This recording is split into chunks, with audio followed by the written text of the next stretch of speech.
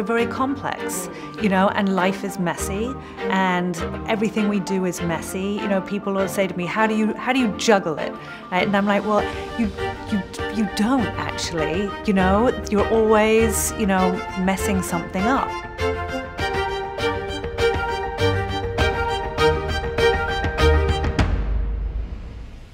What have you built and what inspired you to build it? I've built one luxury brand. I'm in the process of building another one. And what inspired me was really, I wanted my independence and my freedom, besides the love of designing shoes. What we love, my team and I love so much about you is two things. One is you've built now a direct-to-consumer brand, and you put women kind of at the heart and center of everything that you're doing, which is, you know, I think really incredible, because that tends to be an afterthought for a lot of brands. They're starting from a retail first perspective. You're starting from a consumer first orientation and perspective. The other thing that we, you know, are just so amazed by is this fact that you've been able to build not one, but two companies. One, you know, largely incredibly successful. And the second, you know, now your namesake brand.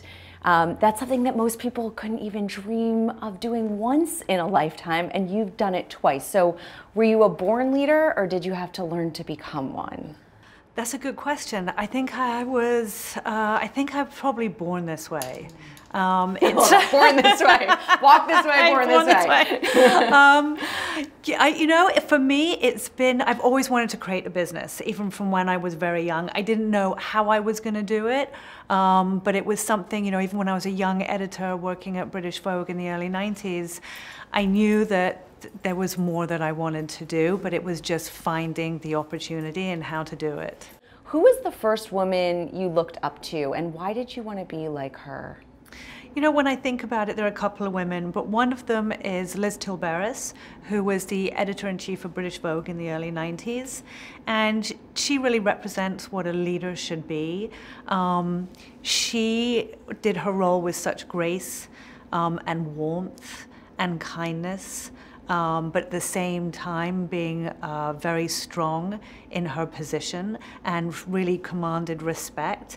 But she wasn't someone you were ever intimidated or scared by. You just respected her a lot, and I think that's a great outcome. I'd love, you know, outside here in your studio, you've got this incredible brand manifesto, and you know, it represents the ethos of your company. And what struck me when I was looking at it is you're kind of pulling apart these tension points, these contradictions in what it means to be a woman. You can be this, but also this, graceful. And I'm hearing this come through as you're also talking about this woman that you admired.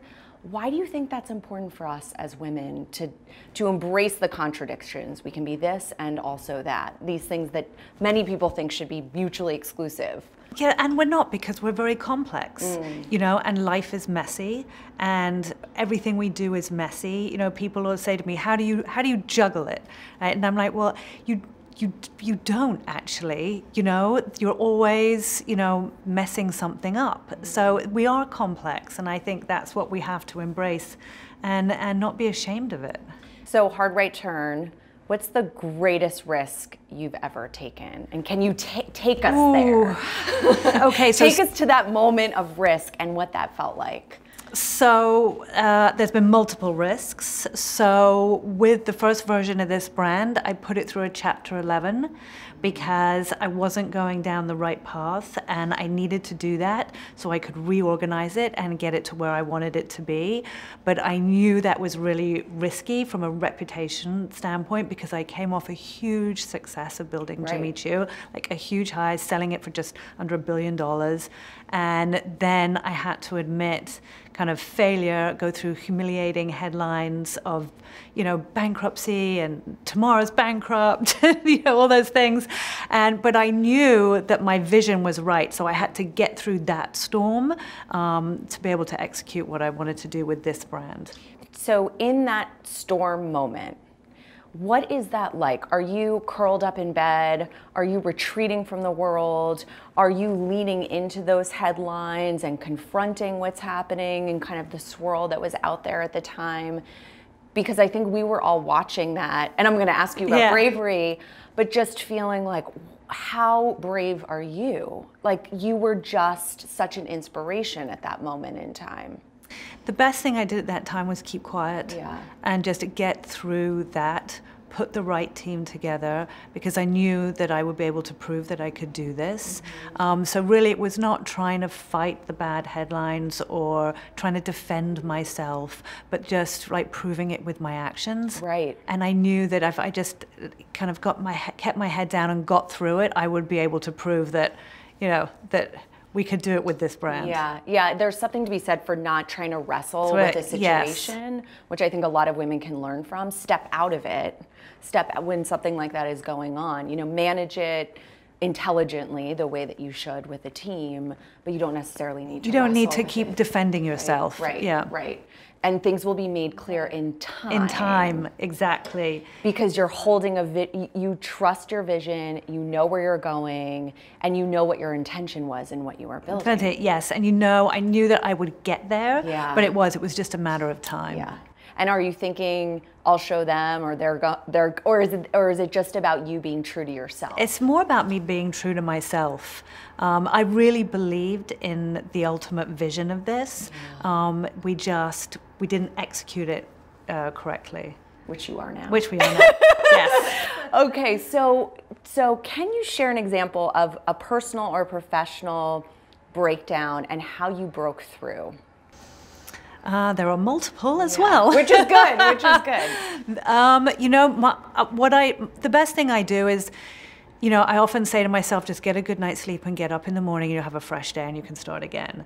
And I think it's just perseverance of just waking up every day and going in and not giving up, just persistence, and just showing up every day, you know, and it's, you know, of course, there are still days where I'm crying and I'm like, I can't cope. This is all too much. I've got work, I've got Minty, I've got Michael, I've got, you know, all these things going on. And, you know, and it's like, yeah, just taking that moment, thinking today is going to be different. I mean, have learned two great things that I love: meditation and breathing exercises. Meditation is a game changer. I wish I discovered that 20 years ago. And it's so interesting because that is one through line. All these incredible women that we're speaking with, meditation seems to be exceedingly it's a game changer. Common. Because you're kind of able to orient, everything's flying at you, you know, and traditionally you'd be spun or in more of a reactive capacity, right? But you're able to kind of channel, it's a superpower. It really is a hidden superpower. It is. Right. Like, my anxiety can run away with me. You know, like, here's an example. I was sitting in my bathroom the other day and I was feeling completely overwhelmed by everything and I was crying. Okay, and I thought, actually, wait, let's just hit pause button. Let's be conscious of what I'm doing right now. And I got the Calm app out. I put my AirPods in and I listened to a meditation for 10 minutes and I did some breathing exercises and immediately felt better. And I was like, actually, no, I've got this. Right. You know, I got it. I can do this. I don't need to feel overwhelmed. But your thinking, my anxiety can run away like a train. Yeah. And it has a way of kind of escalating very quickly. So you go back to self. So I go back. So you go back to self. When do you doubt yourself? Because that was a moment of doubt, right? So what are those kind of consistent themes that produce the most doubt for you, and how do you manage it? Besides the meditation. So I think sleep for me is a huge one. When I don't sleep enough, I feel overwhelmed and feel like I can't cope. So getting enough sleep is critical. Yeah, they're just like simple things that I do, wellness things that I've learned over the last 20 years to try and kind of incorporate into my life. Is there any sort of business situation that produces the most doubt? Maybe it's, you know, in relation to investors. I mean, one of the things that's so incredible about you is you've scaled to a place and space where you have very serious outside capital investment, you're managing investors, and you've, you know, done that multiple times. That's very rare. Most people don't get Series A, Series B, you know, and beyond. So what is that? Is that something that produces doubt for you? Oh, absolutely. So my doubt comes from, which I think a lot of women feel, which is called imposter syndrome. Right. And that's like, I'm a fraud. Someone's going to figure it out, right? I can't do this. I faked it the whole way through. Right? And my doubt comes from a lack of education. So I left school with no qualifications. So in America, that would be the equivalent of leaving school without a high school diploma. Okay, so I'm completely self-educated, and I self-educated myself through all of this. So it just proves that that is also possible. But my self-doubt is when I walk into a room with a VC firm or a private equity firm that I don't have an MBA, right, that I can't, and my recommendation, and what I say to my daughter now is, go to college, get your MBA, They're not usually the people who are the mavericks, create great companies. You usually find those are the people that become partners at law firms or accounting firms. But do it for your confidence, right? Because for me, it would have given me a level of confidence if I had known the language, right, before I'd gone in. I'm sure Harvard would love to have you now, though. If they well, it haven't actually became called. a case study after all that. There you go. Take Yes. that, right? So I want to actually talk, you brought Minty up, and so you've got a young daughter. This very kind of feminine ethos, this female first, female forward mentality that you have as a brand, where does that come from? What are you looking to drive? What are you looking to drive for young girls?